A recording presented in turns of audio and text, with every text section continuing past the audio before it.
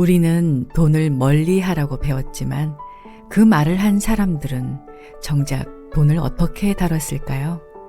우리는 돈을 탐하지 말라고 배웠습니다.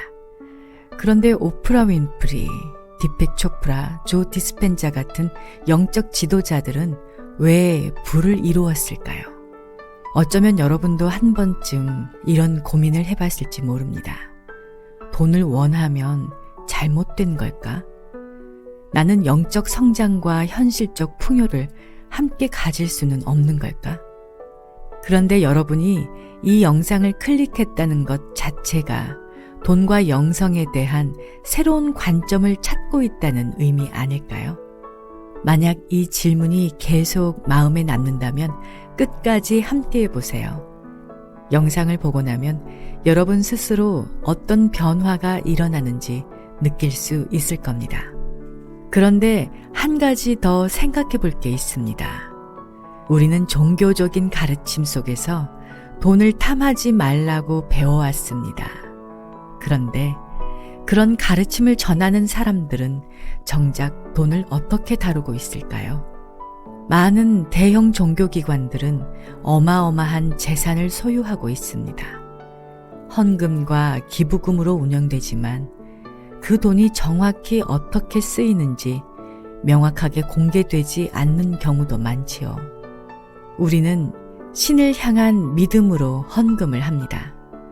하지만 그 믿음이 때때로 이용당하는 모습을 보면 혼란스러울 수밖에 없습니다. 이런 경험이 있다면 여러분만 그런 게 아닙니다. 어쩌면 실망스러웠을 수도 있고 때로는 내가 너무 순진했던 걸까 그런 생각까지 들었을지도 모릅니다. 하지만 여러분 잘못이 아닙니다. 왜냐하면 우리는 늘 돈을 멀리해야 한다고 배워왔으니까요. 그런데 한번 생각해 보세요. 정작 일부 종교적인 단체에서는 그 돈으로 시스템을 만들고 있었습니다. 우리는 돈을 멀리해야 한다고 배웠는데 그들은 돈을 다루면서 더 큰 영향력을 만들어가고 있었죠. 그렇다면 우리는 어떻게 해야 할까요? 정말 돈을 멀리해야 하는 걸까요? 아니면 우리가 돈을 다루는 방식 자체를 새롭게 바라볼 필요가 있는 걸까요? 도대체 우리는 언제부터 돈을 멀리해야 한다고 믿어왔을까요? 그런데 한 가지 흥미로운 점이 있습니다. 돈을 많이 버는 사람들 중에는 직관이 뛰어난 사람들이 많습니다. 그들은 단순히 돈을 버는 것이 아니라 전체적인 흐름을 읽고 보이지 않는 것들을 감지하고 남들이 보지 못하는 가능성을 보는 사람들이 많지요.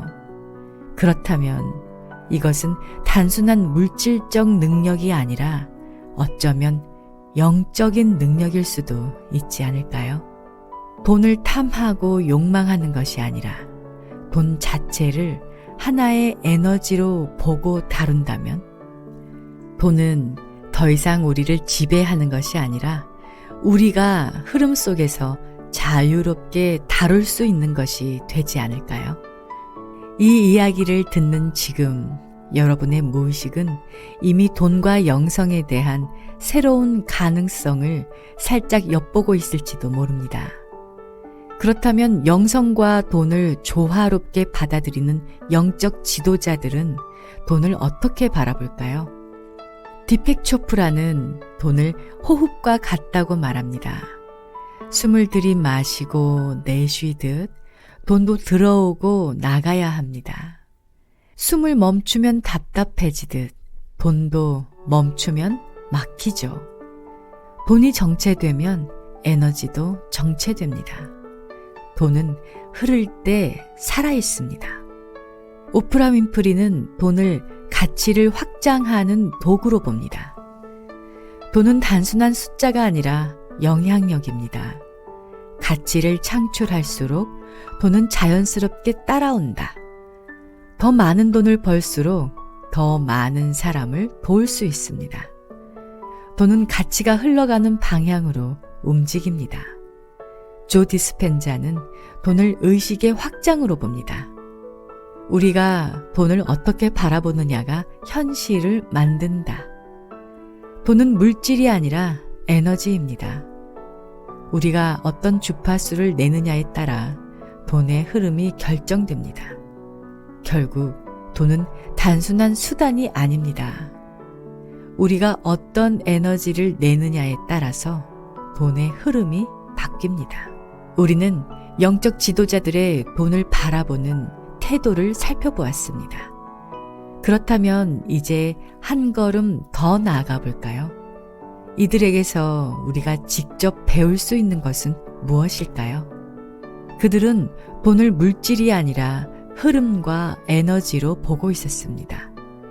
그렇다면 우리도 그렇게 바라본다면 어떤 변화가 일어날까요? 첫 번째, 돈은 흐르는 물처럼 다뤄라. 돈을 벌고 모으는 게 전부가 아닙니다. 진짜 부자들은 돈을 움켜쥐는 것이 아니라 흘려보내는 것이라고 말합니다. 물을 손에 꽉 쥐면 어떻게 될까요? 당연히 새어나가 버립니다. 하지만 손을 펴고 흐르게 두면 언제든 필요할 때 쓸 수 있죠. 돈도 마찬가지입니다. 필요할 때 머물고 필요한 만큼 크게 모으고 그리고 더 커나갈 수 있는 방향으로 자연스럽게 흘러가도록 두는 것. 이 흐름을 받아들일 때 돈은 더 많이 돌아옵니다. 돈을 꼭 쥐고 있지 말고 가치 있는 곳에 자연스럽게 쓰세요. 잃을까봐 두려워하기보다 흐름 속에서 내가 돈을 다룬다고 생각하세요. 두 번째, 돈이 나를 평가하지 못하게 하라. 돈이 많으면 성공한 사람이고 없으면 실패한 사람일까요? 돈이 나의 가치를 결정할까요? 통장 잔고가 0원이 되면 나라는 사람이 사라지나요? 아니죠. 내가 가진 내면의 힘은 숫자로 측정될 수 없습니다. 돈이 많아도 적어도 나는 충분한 사람이라는 걸 기억하세요. 나의 가치는 무엇으로도 평가할 수 없습니다. 때문에 돈이 나를 지배하는 게 아니라 내가 돈을 다루는 겁니다. 나의 가치와 돈은 아무 상관이 없습니다. 돈으로 나를 평가하거나 돈으로 다른 사람을 평가하지 않으면 됩니다. 세 번째, 돈에서 자유로워질 때 진짜 풍요가 시작된다. 돈이 많아도 불안하고 없어도 불안한 사람들이 있습니다. 돈을 잃을까봐 혹은 더 벌어야 한다는 압박감에 시달리죠. 하지만 돈이 나를 다루는 게 아니라 내가 돈을 다룰 수 있을 때 진짜 자유가 시작됩니다. 돈을 컨트롤하려고 하지 말고 필요할 때 들어오고 자연스럽게 나가고 호흡처럼 다시 흐르는 것. 이 흐름을 받아들이는 순간 우리는 더 이상 돈에 휘둘리지 않습니다. 돈이 많든 적든 내 삶의 중심은 변하지 않는다는 걸 기억하세요. 돈은 나를 구속하는 게 아니라 내가 창조계에서 다양하게 활용하는 도구라는 걸 받아들이세요. 지금까지 영적 리더들의 돈에 대한 태도를 배워봤습니다. 돈을 다루는 태도가 바뀌면 현실도 자연스럽게 달라집니다. 돈을 쫓는 게 아니라 돈이 흐르는 걸 받아들일 때 진짜 풍요로운 삶이 시작됩니다. 여러분은 어떻게 생각하시나요? 돈과 영성, 정말 조화롭게 공존할 수 있다고 생각하시나요? 여러분이 돈과의 관계에서 가장 고민하는 것은 무엇인가요? 여러분의 생각과 경험을 댓글로 남겨주세요. 그리고 더 구체적으로 다루고 싶은 주제가 있다면 꼭 댓글로 남겨주세요.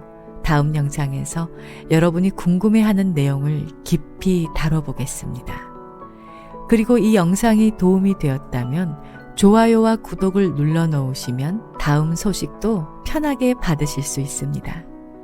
앞으로도 여러분이 원하는 삶을 실현하는데 도움이 되는 이야기를 계속 나누겠습니다. 오늘도 함께 해주셔서 감사합니다.